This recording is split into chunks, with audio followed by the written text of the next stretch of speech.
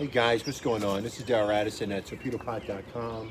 Darrell Addison at Torpedopot.com, and these are our kale plants. They've been growing now for about, for this brand, has been growing for about, I don't know, maybe about 8 months now. Just went through the winter time, provided food, they did a great job. So right now, I want to put in some blueberry bushes.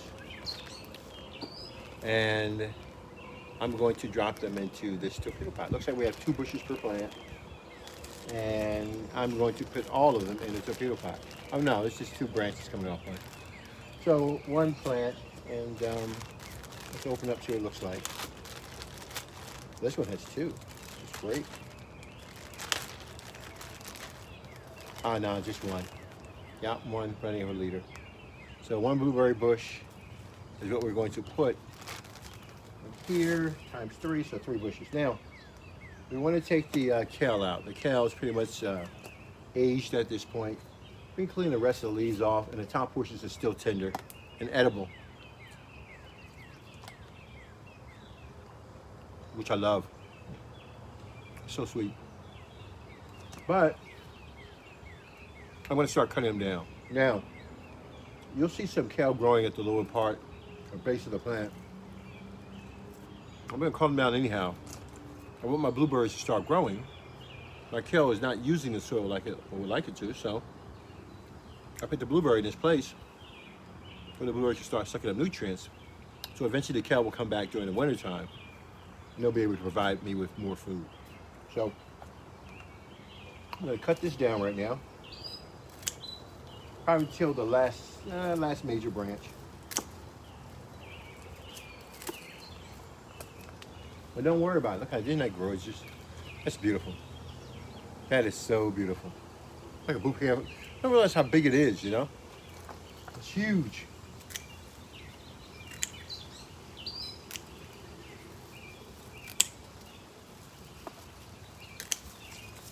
I can barely hold this.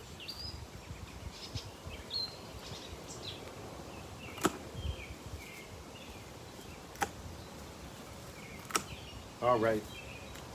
Here we are. Bouquet of edible food. Some people eat the tops off. Like I said, it's been growing for a long period of time now in a torpedo pot.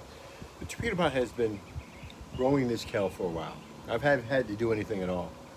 I added 3-12-12, not because I needed to, because it was in an alignment of other pots that I wanted to do the 3-12-12 one. So, but it's absolutely delicious. All right, so what I'm going to do now is that I'm going to set this aside for now. See how big it is. Take this picture. I'm a good farmer, good grower, right? Doing my thing. Take my picture, and it's beautiful. Look at all this food in there. I'm going to tear that apart. I can use it in my crock pot and cook it down and make it tender, or use the juice from it when you cook it down, make it tender. Because it's usually natural food now, okay? The stuff that you're getting from the supermarket has chemicals in it. And so when you get it, you cook it down, you drive all the nutrients out of it. But this is holistic all the way through.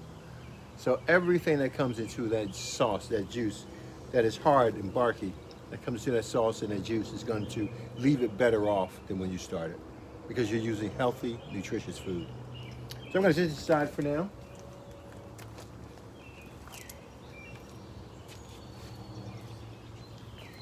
And now that we've cut the kale back, let's clean it up a little bit, make it look nice and clean.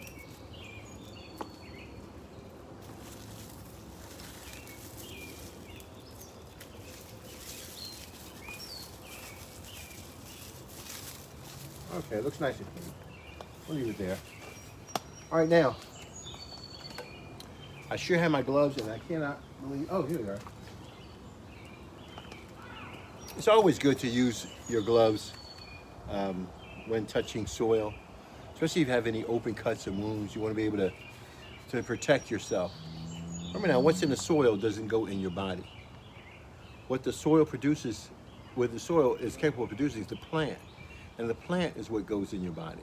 So don't make that leap direct to the soil and then want to put it in your mouth. It's not how things grow. So I'm going to go.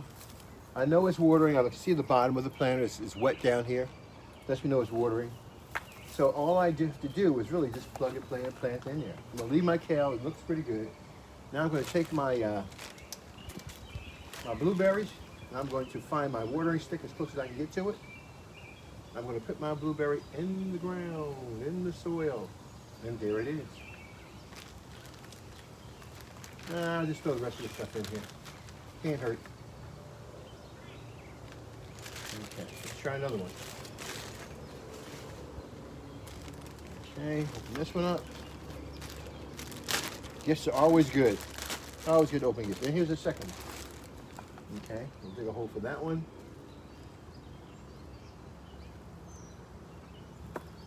And put that into the pot. I'll have to use that soil.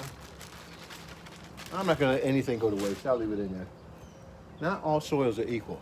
Some soils are made from dense wood. Some are made from soft woods. And they decay differently. So when you buy a bag of soil, from us, from a universal type of soil that anybody can use, just get mushroom soil. That should be pretty good.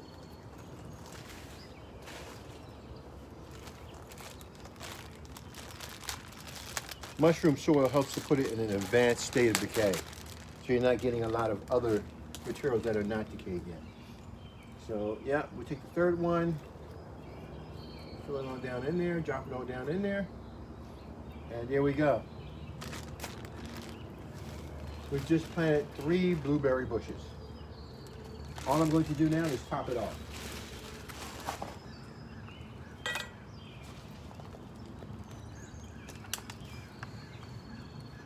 Top it off. When you top it off and you cover the feeding stick, what you're doing is you're not allowing water to evaporate. So you're allowing it to stay within that chamber itself, to decay and to allow moistness to develop the fungal environment.